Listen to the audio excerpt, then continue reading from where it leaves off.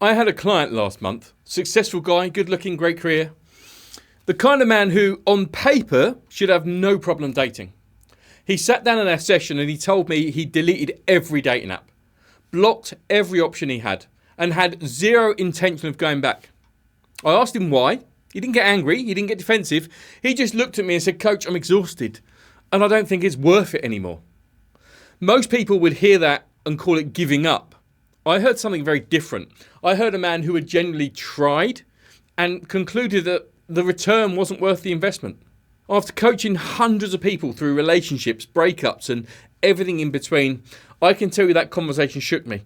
Not because it was unusual, because I've heard the exact same words from 6 other clients that same month. This isn't one man's story, it's a pattern. It has a cause, and today I'm going to break it all down. Look, let's start with the numbers, because I want you to understand this isn't a feeling, it's a documented shift. Dating app downloads are declining for the 3rd consecutive year. Marriage rates in Western countries are at their lowest point in over a century. And here's the one that stopped me in my tracks. For the first time in recorded history, men are now statistically more likely to be romantically uninvolved than women. Not by a small margin, by a significant one. Now, I want to be very clear about something before we go any further. This video isn't about blaming anyone. It's not a red pill lecture. It's not about telling men women are the problem or telling women that men are the problem. Because I have clients on both sides of the conversation. And I can tell you the pain is equal, the confusion is equal. What isn't equal is the conversation you're having online. Most of what you'll find is either angry or it's shallow. Nobody is actually sitting down and asking, what is genuinely driving this? What are the real psychological, social, and behavioural forces at play? So that's what I want to look at today. I've identified 3 core reasons men are withdrawing from dating. And I've watched every single one of them play out in real sessions with real people. And at the end of this video, I'm going to tell you exactly what to do about it. Whether you're a man who's pulled back or someone trying to understand the person in your life. So reason 1. The maths stopped working. Now, I want you to think about this from a purely logical standpoint, because men, especially in their 20s and 30s, are more logical about relationships than they're given credit for. They're running a calculation, unconsciously mostly, but it's happening. Time invested, emotional energy spent, financial cost, vulnerability risked, and on the other side of that equation, the results they're getting. The connections they're forming, the relationships that are actually moving forward. And somewhere along the way, for a lot of men, the equation just stopped balancing. I had a client, late 20s, works in finance here in Dubai, told me he'd been on over 40 dates in the last 18 months. 40 dates. He wasn't bad at dating, he wasn't unattractive, he was genuinely putting in the effort. But he told me something that I've thought about every day since.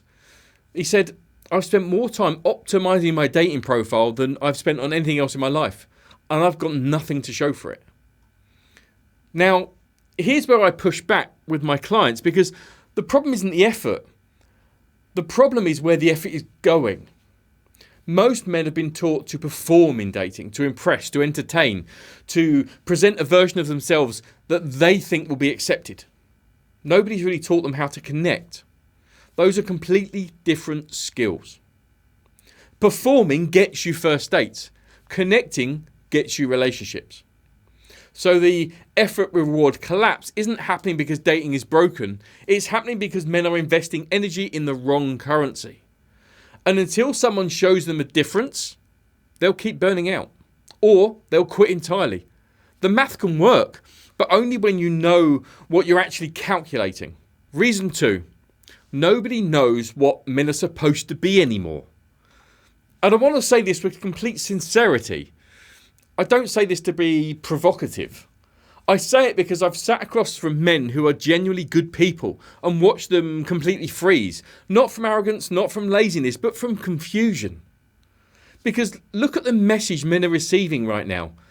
All at the same time. Be vulnerable, but be strong. Lead, but don't be controlling. Provide financially, but don't let your identity be about money. Be emotionally available, but don't be needy. Have standards, but don't be demanding. Show up consistently, but give her space. Every single one of those is a legitimate advice in their own context. But when you receive all of that simultaneously with no framework for when to apply which, you don't become a better man, you become paralysed. And I see this constantly. Men who genuinely want to show up well in a relationship, but they've been conditioned to doubt every instinct they have, that they end up doing nothing. And doing nothing in dating reads as disinterest, which creates rejection, which confirms the belief that it's not worth trying. It's a loop, and it's invisible to the men inside it. Here's what I tell my clients when we unpack this. The goal isn't to figure out what society wants from you as a man. The goal is to know yourself so clearly that you can navigate any social expectation without losing your footing. This is not arrogance, that's identity. And it's the foundation of every healthy relationship I've seen. The man knew who he was before he tried to be who she needed. When that foundation isn't there, and for a lot of men right now it isn't, dating doesn't just feel hard, it feels threatening. And opting out feels like self-protection. Because in some ways it is. Reason 3, and this one is going to make some of you maybe uncomfortable, because it should. The phone is winning. I'm talking about gaming. I'm talking about social media, pornography, fantasy sports, content consumption, all of it. And I want to be very clear, I'm not here to moralise. I'm not going to tell you these things are evil. What I am going to tell you is what neuroscience says about what they do for your ability to tolerate real relationships. Here's the core mechanism. Every one of these things is engineered to give you a dopamine reward without requiring vulnerability, without requiring patience, without requiring you to navigate another person's emotional complexity. You get the hit instantly and you move on. And real relationships don't work like that. Real connection is slow. It can be uncomfortable. It requires you to sit in uncertainty and choose to stay anyway. It requires you to get rejected sometimes and not give up. It requires work that doesn't pay off immediately. And when your brain has been trained through thousands of hours to get rewarded instantly and effortlessly, the friction of real connection doesn't feel inconvenient. It feels unbearable. I had a client who hadn't been on a date in 2 years. Smart, self-aware guy, told me he was taking a break from dating to work on himself, which I respected until we got into the session and realised he was spending 4 to 6 hours a day on his phone, not working on himself, avoiding the discomfort of connection. The break wasn't a break, it was just avoidance. It was dressed up in self-improvement language. Now here's the thing that separates this from a lecture. This isn't a character flaw, it's a design feature.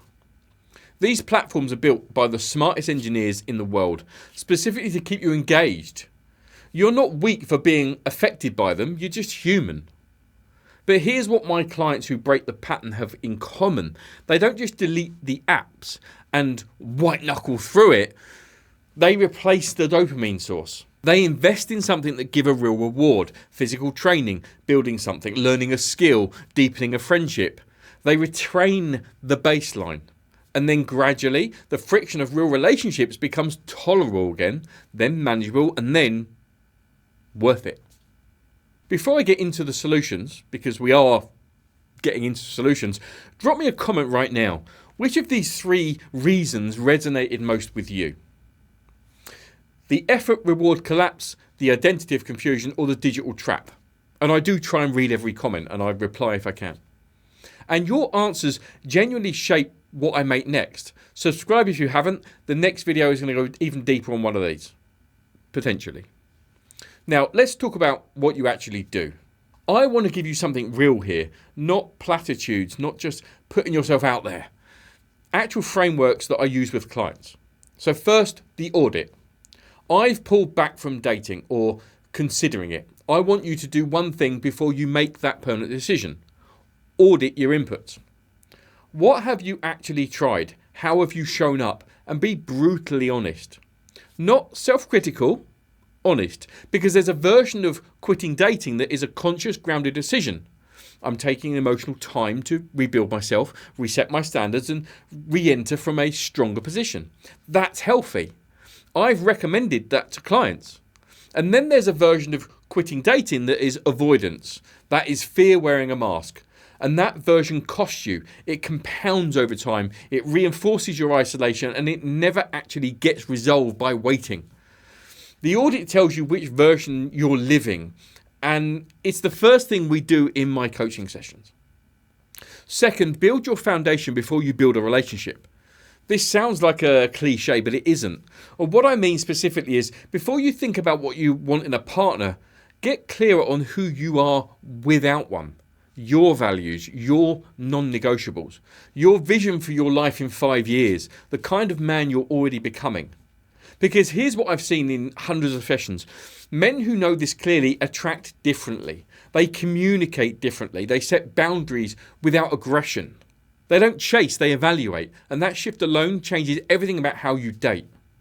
Men who don't know this, they outsource their identity to whoever it is that they're pursuing. And that creates the exact anxious, effortful, unrewarding dynamic we're talking about in reason 1. Third, treat emotional skill like a professional skill. You wouldn't walk into a job interview with no preparation and expect to perform. You wouldn't go to the gym for the first time and expect to lift heavy. But somehow we expect men to navigate the emotional complexity of modern relationships with zero training and no framework. That needs to change. Emotional intelligence, the ability to identify what you feel, regulate it and communicate clearly, is learnable. It's a skill, and the men I've seen make the biggest transformations in their relationships aren't the ones who found the right person. They're the ones who became someone who could sustain a relationship. There's a massive difference.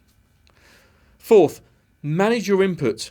If the digital distraction piece landed with you, start here. 1 hour less. Not a dramatic detox, just 1 hour less of passive consumption per day, redirected towards something that requires real engagement, a conversation, a training session, a project. Give your nervous system a chance to remember what real reward feels like.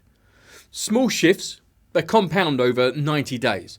And I've seen this alone change the trajectory of men who thought they were done with dating. Here's what I actually want you to take away from this.